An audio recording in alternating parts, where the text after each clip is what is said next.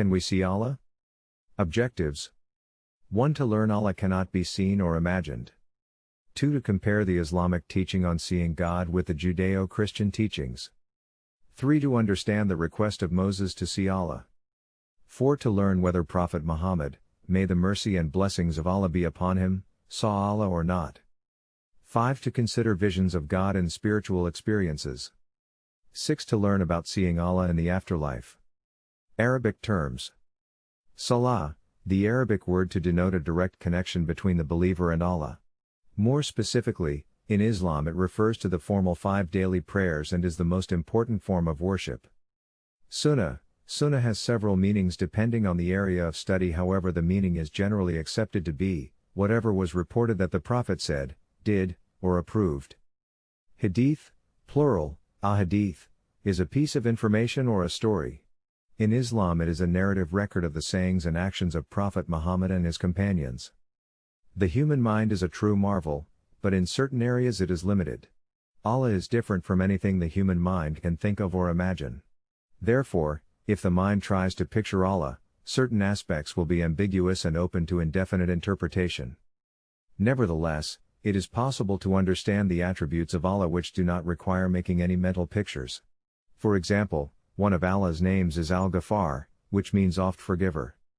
Everyone can understand this easily because that is how the human mind can clearly think of Allah. Jewish and Christian teachings on God are confused partly because of their incorrect understanding of this issue. The Jewish Torah teaches God is like man. Then God said, "Let us make man in our image, after our likeness," so God made man in his own image. Genesis 1:26-27. Moreover, certain Christians put statues or images of an old white bearded man depicting God in their churches. Some of these were produced by the likes of Michelangelo, who depicted the face and hand of God - a tough-looking old man, in paintings.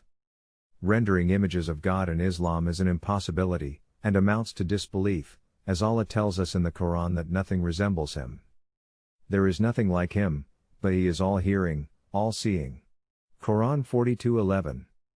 There is nothing comparable to him. Quran 112-4. The request of Moses to see Allah.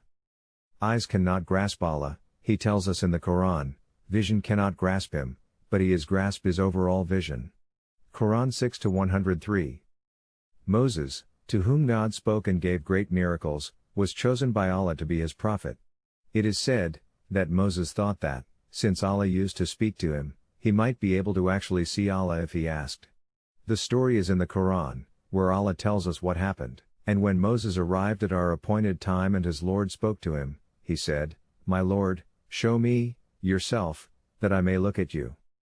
Allah said, "You will not see me, but look at the mountain, if it should remain in place, then you will see me."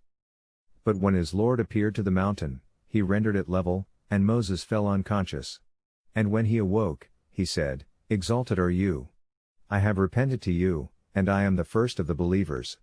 Quran 7-143. Allah made it clear that no one, including the great prophet Moses, can bear the sight of the divine, for Allah is too great to be grasped by human eyes in this life. According to the Quran, Moses realized his request was in error, therefore, he sought forgiveness from Allah for having even thought to ask. The Prophet Muhammad did not see Allah in this life. Prophet Muhammad, may the mercy and blessings of Allah be upon him, traveled in a miraculous journey through the heavens to meet Allah. People thought that since Prophet Muhammad spoke to Allah in that journey, he probably saw Allah too. One of the companions, Abu Dar, asked him about it. The Prophet replied, "There was only light, how could I see him?" Recorded by Muslim. What was the light he saw? The Prophet explained, "Surely, Allah does not sleep, nor is it befitting for him to sleep. He is the one who lowers the scales and raises them. The deeds of the night go up to him before the deeds of the day, and those of the day before those of the night, and his veil is the light." Recorded by Muslim. Vision of God and spiritual experiences. Some people, including some who claim to be Muslims, report spiritual experiences where they have claimed to have seen God. Common reported experiences also include seeing lights, or a magnificent being seated on a throne. Such an experience is usually accompanied by dropping basic Islamic practices like salah and fasting, under the mistaken opinion that such practices are only for common people who had not had their type of experience. One of the fundamental foundations of Islam is that the law revealed to Prophet Muhammad cannot be changed or cancelled. God neither makes lawful for some what he has made unlawful for others, nor does he communicate his law through such experiences to people. Rather, divine law is revealed through the proper channel of revelation to the prophets, a channel that was closed after the advent of the Prophet Muhammad, the last of God's prophets. It is Satan who pretends to be Allah to deceive ignorant people who believe in such experiences and go astray. Seeing Allah in afterlife. In this life Allah cannot be seen, but the believers will see Allah in the next life. This is stated clearly in the Quran and the Sunnah. The Prophet said, "The day of resurrection is the first day any I will look at Allah, the Mighty and Exalted." Darkni, Durimi. Describing the events of Resurrection Day, Allah states in the Quran, "On that day some faces will be bright, looking at their Lord." Quran 75:22-23. The Prophet was asked if we will see Allah on the day of resurrection. He replied, "Are you harmed by looking at the moon when it is full?" "No," they replied. Then he said, "Surely, you will see him likewise." In another hadith the Prophet said, "Surely, each of you will see Allah on the day when you shall meet him, and there will be no veil or translator between him and you." Seeing Allah will be a favor that is additional to paradise on the Muslims who will dwell therein.